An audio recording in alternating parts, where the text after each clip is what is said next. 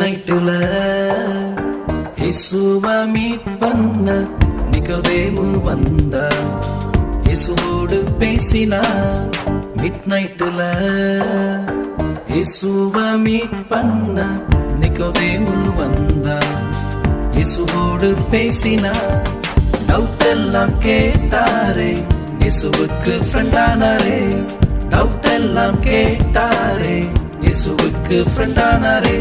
இயேசுவின் அன்பிற்காக எது வந்தாலும் வாழ்ந்தார். இயேசுவை நம்பியே சீஷனாக வாழ்ந்தார்.